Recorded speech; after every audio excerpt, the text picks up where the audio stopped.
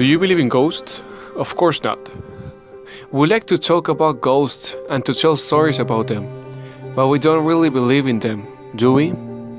Well, in the Paris Opera House in 1980, strange things happened. One of the dancers saw a shadow in the dark passage. It came through a wall, a face with no eyes, a man dressed in black evening clothing, with the head of a dead man.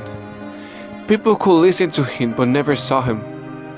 It was the Phantom of the Opera.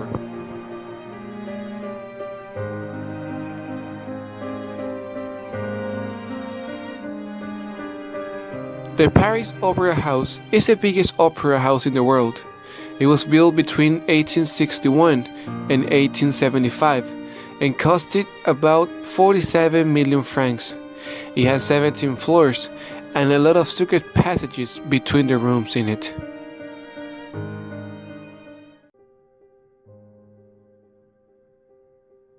Quick, quick! Close the door. I saw him.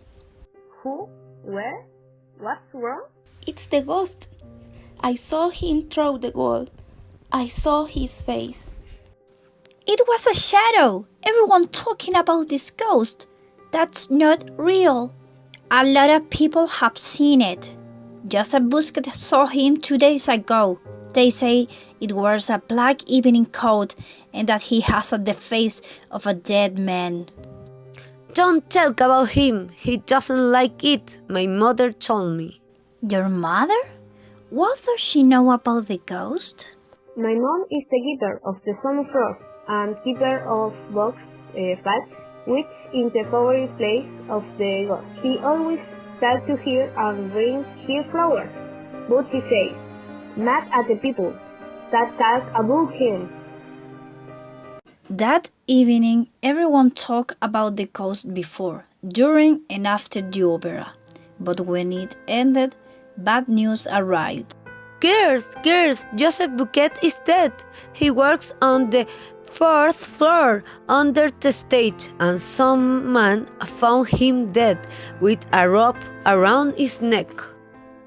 I was the ghost, he killed him. The directors of the opera house were very important people. The first week of the new directors, Monsieur Armand and Monsieur Firmin, the man received a very strange letter saying, Because you are new in the opera house, I am writing to tell you something important. Never sell tickets for box 5. That is my box for every opera night. Madame Giry, the doorkeeper, knows all about this.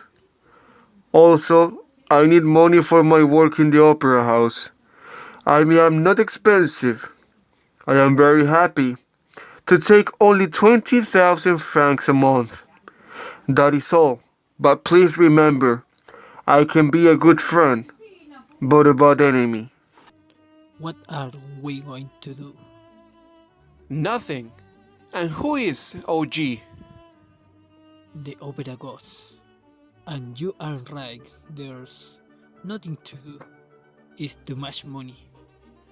And box 5 is the best box in the opera. Plus, there is no ghost. Yes, it's just a very bad joke. That night at the opera, La Carlota, the best singer in Paris, was going to sing La Margarita. Everyone expected to hear her singing, but she was ill. Our best singer is ill. She cannot sing tonight. Don't worry, we have Christine Denis. Maybe that young singer can do it better than when who knows? Everyone in Paris talked about the new singer of the opera house. Her voice was beautiful. She had the voice of angel.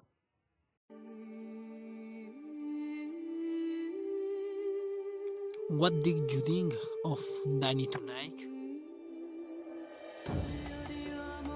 Christine is an angel. I met her 4 years ago in Brittany. I was in love then and I'm in love now. I'm going to see her at the dressing room. At the time he arrived to Christine's dressing room, he asked, Christine, it's me, Raoul, from Brittany. Do you remember me? "No, I don't know who you are. Please go away. I need to rest. I'm very, very tired right now." Everyone left but Rolf, upset, stayed outside the dressing room and heard how to the voice of a man say to Christine, "Christine, you must love me." And Christine replied, "Oh my God, how can you talk like that? I only sing to you." When Christine left, Rolf entered the room quickly and said, Who are you? I know you're here. Stop hiding. By the next morning, the two opera directors were happy about the show. The only problem was another letter from the opera ghost asking again for box 5 and the 20,000 francs. The two men were so unpleasant that they called Madame Giry and asked her what she knew about this ghost. "You are foul! The opera man are angry with you. When he wants something, he must have it. Accident happens when the ghost is angry. He is a bad enemy." Then, we're going to watch the opera from box 5 on Friday and see if there is any ghost. Wednesday, that 2 weeks, a letter arrived to Raoul. It was a letter from Christine, which said, "Dear Raoul, of course I remember you. How could I forget you? Meet me on Thursday at 3 o'clock in the Tuileries Gardens. Don't be angry with me. Raoul, please. Christine died." They walked through the gardens together. Remember their happy weeks in Brittany. Why did you leave? "We were too young. I was just a poor singer and you were the become too shiny. I could never be your wife."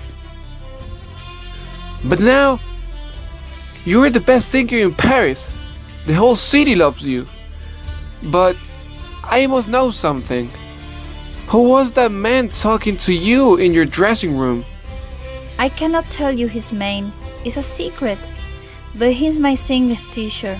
I sang like that because he taught me how. I only hear his voice, but he's everywhere and sees everything. That's why I didn't speak to you." On Friday morning, La Carlota received a letter telling her if she went back to the opera house to sing, bad things would happen and she could never sing again. Angrily, Carlota said, This must be those Christine friends that young little girl wants to take my role in the opera. But I'm the best singer in town. I'm going to sing tonight, not her. Friday night came and everything was fine. The two directors were in box 5 waiting for the music to start. Carlota was ready to sing and there were no signs of the ghost. Then the two directors heard a voice shouting, but there was no one except them in the box. The mysterious voice said, Her singing tonight is going to bring down the chandelier. The famous chandelier broke away from these ropes and crashed down on the people below. One woman was killed and many more were hurt. The opera house closed for 2 weeks and La Carlota never sang again. The following week, Raoul and Christine meet every day. Some days she was quiet and happy, some others she laughed and sang. She never spoke about the opera house or her singing or her music teacher. One day, there was no Christine. She disappeared. No one saw her. not at the opera, her house, or even the meeting places with Raoul.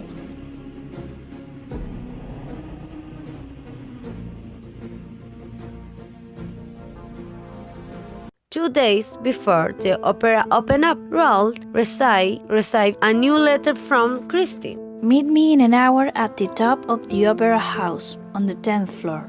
When Raoul arrived, Christine started talking.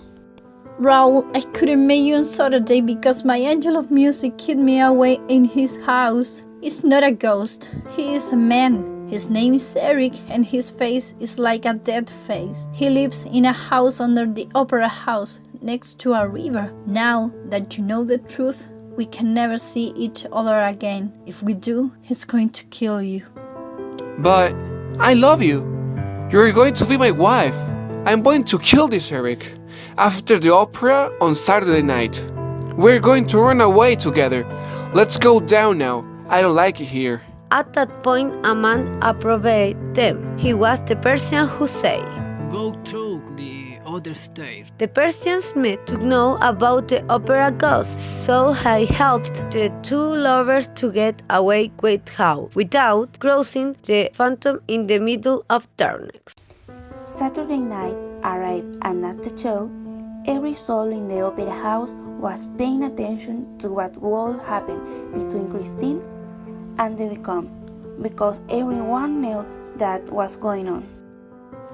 When Christine went up to the stage and started singing, all lights went out and the screaming of a woman was heard. When the lights came back on, Christine was missing. She wasn't on the stage. Behind it, under it, she had disappeared. The police arrived, but it was impossible to locate her. That's when Madame Dury arrived with Meg to the director's office. We were behind the stage. With the lights, we heard Christine screaming, and when the lights came back on, we saw become tanks. Where is she? Follow me. We are go to Eric's house, but we can cross the river. We must take some passage and get the front behind.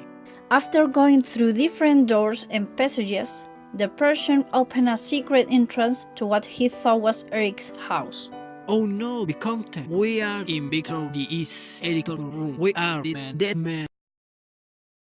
When the lights opened, Raoul could see he was in a mirror room with paintings on the wall. The hair was getting hotter and hotter, and he was having a hard time breathing until he passed away from suffocation. On the other side of the mirrors, Christine was in company of Eric, who told her she must see how her beloved Raoul was dying. How can you do this, Eric? Why don't you kill me?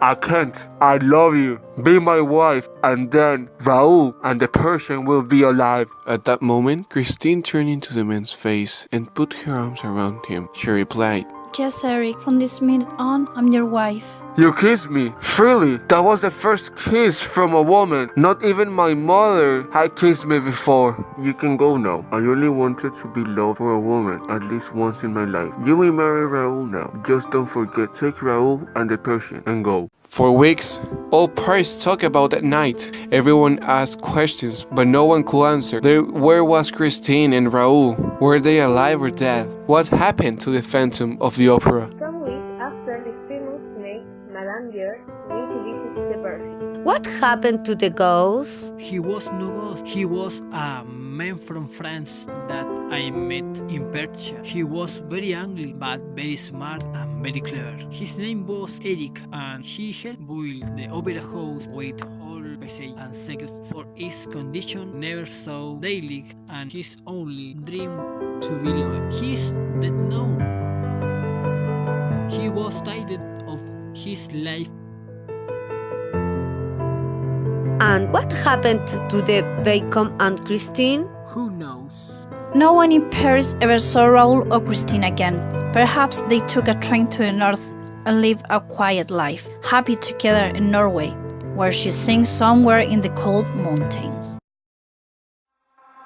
La la la la la la la la la la la